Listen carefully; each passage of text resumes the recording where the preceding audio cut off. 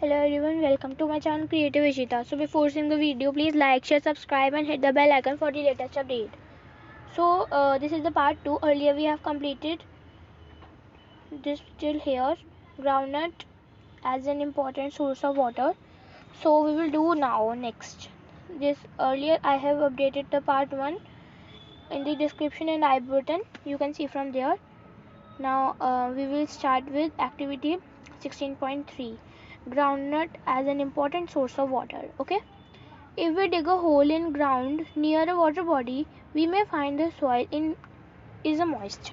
अगर हम मतलब कि गड्ढा खोदें ग्राउंड के पास, तो मतलब कि वाटर बॉडी के यहाँ पे गड्ढा खोदे हम, मतलब कि वाटर बॉडी है यहाँ पे, देखिए एक सेकंड, यहाँ पे वाटर बॉडी है, हम इसके पास में यहाँ पे गड्ढा खोदे, ठीक है, तो आपको यहाँ पे सॉइल मिलेगी जो कि बहुत ही मॉइस्ट होगी, ठीक है, मॉइस्ट होगी। तो जो मॉइस्चर होता है ना सॉइल में, वो हमको इंडिकेट करता है कि वाटर उस अंडरग्राउंड में प्रेजेंट होता है। अगर हम और डीप डिग करेंगे तो हम मतलब कि एक लेवल तक पहुंच जाएंगे जो जिसके अंदर बहुत स्पेस होगी सॉइल पार्टिकल्स के बीच में, और गैप्स होगा रॉक्स और जो कि भरा होगा पानी से। तो जो अपर लेवल ऑफ लेयर होती है ना, उसको हम वाटर टेबल कहते हैं। ये जो वाटर टेबल होती है ना, ये वेरी होती है प्लेस टू प्लेस, और आप उसमें एक चेंज भी पाएंगे गिवन प्लेस में। तो ये जो वाटर टेबल होती है ना, वो डेप्थ हो सकती है लेस देन मीटर्स और में several metres below the ground, ठीक है। तो ये जो वाटर होता है ना, फाउंड होता है वाटर टेबल में, तो इसको हम ग्राउंड वाटर कहते हैं। तो फिर सोर्स क्या होता है ग्राउंड वाटर का? ये जो रेन वाटर होता है ना, और वाटर दूसरे सोर्सेज से जैसे कि rivers, pond seeps through the soil and fills the empty spaces cracks deep below the ground. तो जो रेन वाटर है ना, और वाटर है दूसरे सोर्सेज से जैसे कि रिवर्स हो गए, पॉन्ड्स हो गए, वो सीप्स करता है थ्रू सॉइल से, ठीक है, और फिल करता है एम्प्टी स्पेसेस और क्रैक्स जो कि ग्राउंड के बिलो है, ठीक है। तो ये जो प्रोसेस होता है ना सीपिंग ऑफ वाटर ग्राउंड के अंदर, तो इसको हम कहते हैं इनफिल्ट्रेशन, ठीक है। तो ये जो ग्राउंड वाटर है ना, तभी रिचार्ज हो जाते हैं इस प्रोसेस से। तो ये जो at the place the ground water stored, तो इस प्लेस में, तो ये जो ग्राउंड वाटर स्टोर होता है ना लेयर्स, हार्ड रॉक की लेयर्स के बिलो वाटर टेबल के नीचे, तो इसको हम कहते हैं एक्वीफर, ठीक है। तो ये जो वाटर होता है ना एक्वीफर में, वो यूजुअली पम्प्ड आउट हो सकता है with the help of tube wells और हैंड पंप्स, ठीक है। तो आपने कभी देखा होगा, कहीं आप साइट पे गए होगी जहाँ पे कंस्ट्रक्शन का वर्क चल रहा होगा, तो फ्रॉम उधर से आप मतलब बहुत सारे वर्कर्स को देख सकते हो जो कि मतलब कि वाटर यूज़ करते हैं कंस्ट्रक्शंस के लिए। मे बी आपने मतलब कि बोरिंग देखा होगा जो कि डन होता है कुछ साइट्स में वाटर टेबल की। ये इंक्वायर करता है पीपल को जो कि वर्क करते हैं वहाँ पे, कि कितना डीप वहाँ पे वो डिग कर रहे हैं। तो हम मतलब कि ड्राइंग वाटर मतलब कि वाटर की ड्राइंग बना लेते हैं अंडर से, अंडर द ग्राउंड, ठीक है। तो फिर ये इसका अफेक्ट क्या है वाटर टेबल का? अब है डिप्लीशन ऑफ वाटर टेबल। ये जो वाटर है ना, वो ड्रॉन होता है, मतलब कि निकलता है अंडर द ग्राउंड से, और फिर वो रिस्टोर हो जाता है सीपेज में रेन वाटर के। तो ये जो वाटर टेबल है ना, ये अफेक्टेड नहीं होती कि एज लॉन्ग हम कितना भी ड्रॉ करें उसको मच वाटर, या और फिर इसको रिप्लेनिश करें नेचुरल प्रोसेस से।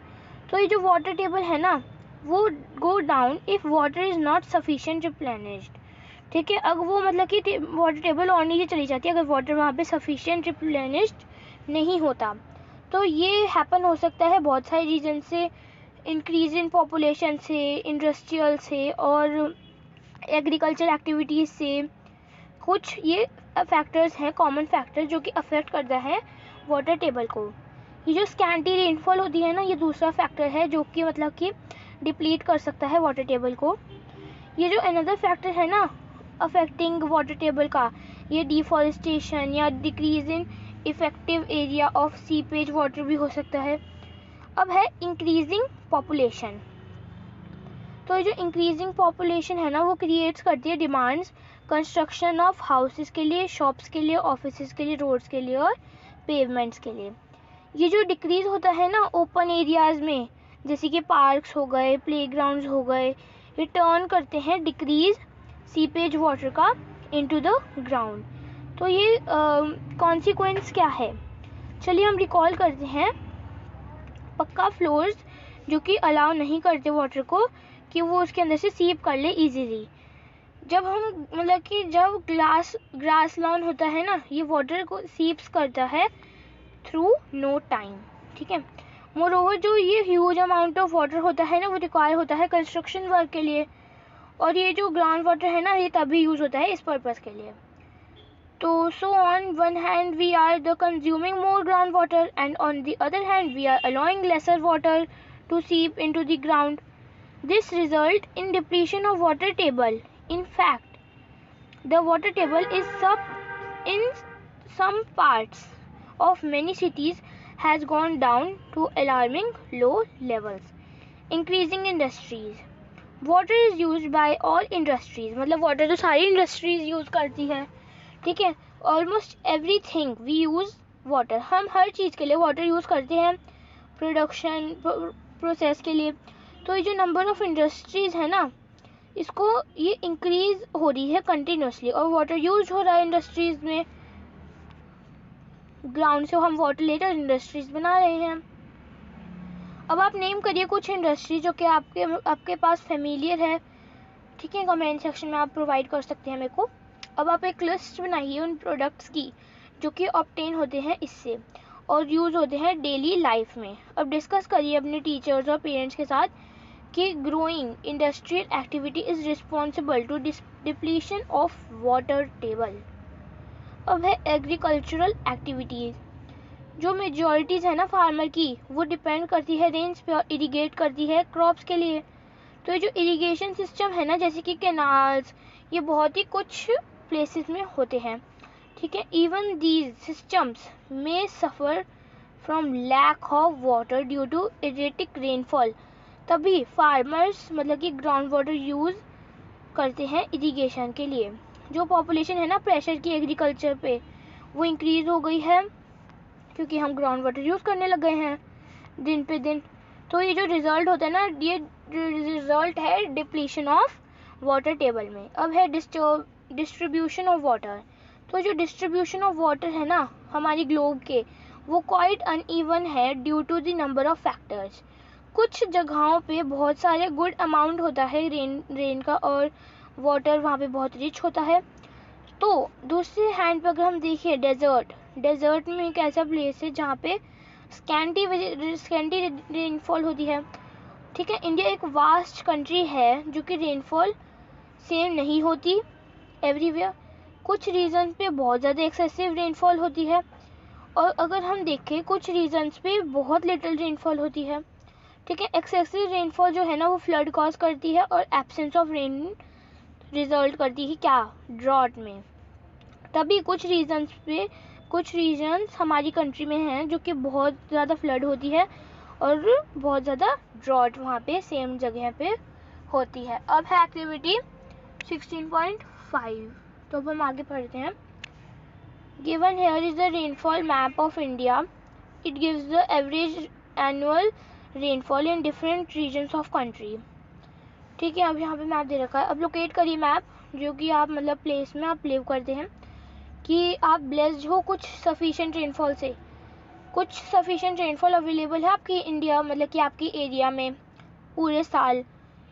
ये पॉसिबल हो सकता है अगर आप लिव कर रहे हो वहाँ पे जहाँ पे सफिशिएंट रेनफॉल होती है और ना ही शॉर्टेज ऑफ वाटर होती है। Can we attribute this management of water resources. अब आता है हमारा वाटर मैनेजमेंट। तो आपने क्लास 6 में पढ़ा होगा कि बहुत सारे प्लेसेस वो रेगुलर सप्लाई करते हैं वाटर का, वो है कि वो प्रोवाइड करते हैं वेल प्लान्ड पाइप सिस्टम।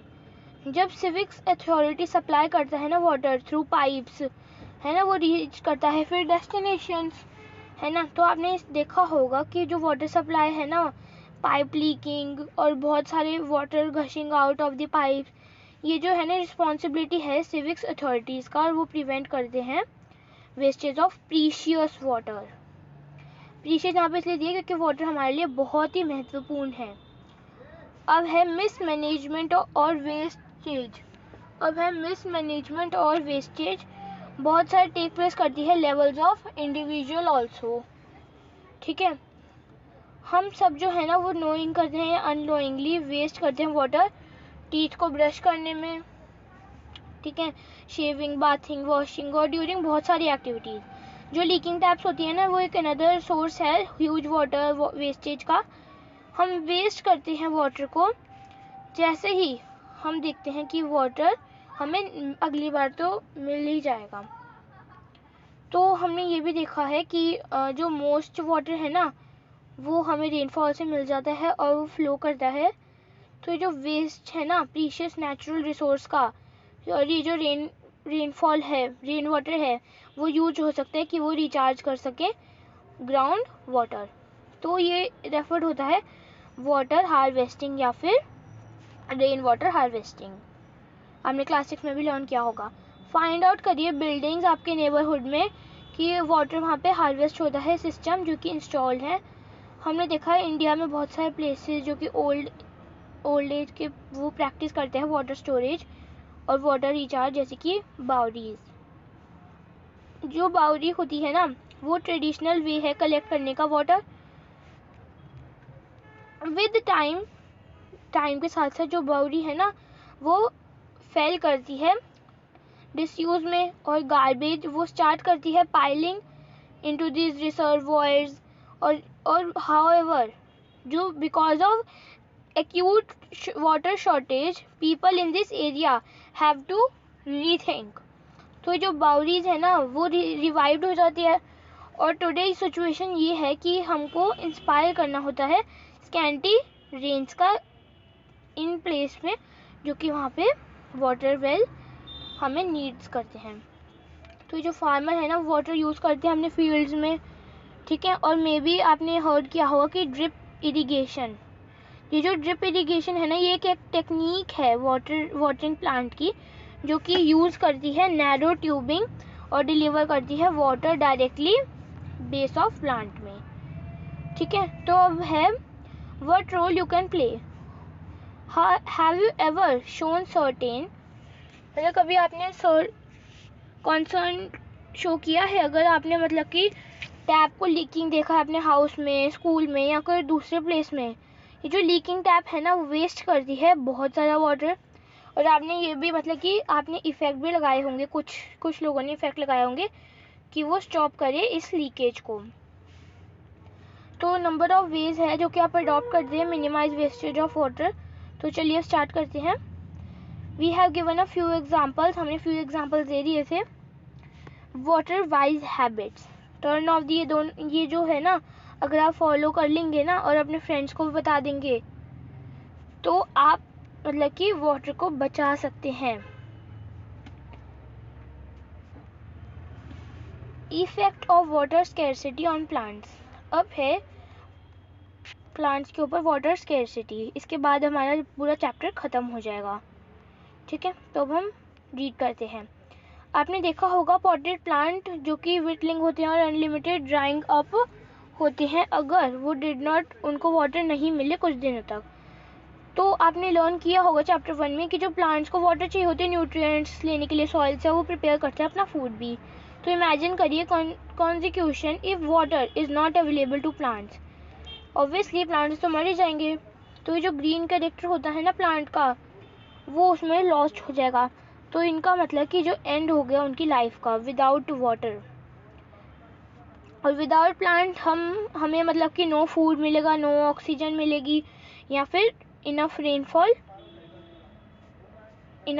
भी नहीं मिलेगी, क्योंकि इनन्यूमरेबल अदर प्रॉब्लम्स भी बहुत होएगी, ठीक है। अब है सक्सेसफुल इनिशिएटिव। राजस्थान एक हॉट और ड्राई प्लेस है। ये जो चैलेंज होता है ना नेचुरल स्कैरसिटी ऑफ वाटर का वो मेट होता है एक सक्सेसफुल एक्सपेरिमेंट का। ये जो बैंड होता है ना सोशल वर्कर्स की वो ट्रांसफॉर्म कर दी है एक ड्राई एरिया जो कि अलवर डिस्ट्रिक्ट होती है ग्रीन प्लेस में, ठीक है। उन्होंने वहाँ पे रिवाइव करा 5 dried up reverse. 5 dried up reverse ये आ सकती है अरवेरी, रुपारेल, सरसरा, भागना, ये सारी आ सकती है, ये हार्वेस्ट करती है स्ट्रक्चर्स। हमारा जल हमारा जीवन, तभी कहते हैं जल है तो कल है, अगर जल नहीं होगा तो हम भी नहीं होंगे, ऐसा मानना है। तो आप ये पढ़ सकते हैं, ये केस स्टडी है। तो इसी के साथ हमने पूरा चैप्टर कवर कर लिया है। तो अगर आपको ये चैप्टर अच्छा लगा हो, अगर ये वीडियो अच्छी लगी हो, तो please like share subscribe and hit the bell icon for the latest update. मैं मतलब कि मैं जो हूँ ना, मैं 17 चैप्टर भी जल्दी से अपलोड कर दूँगी। So please like share subscribe and hit the bell icon for the latest update. Till then bye friends.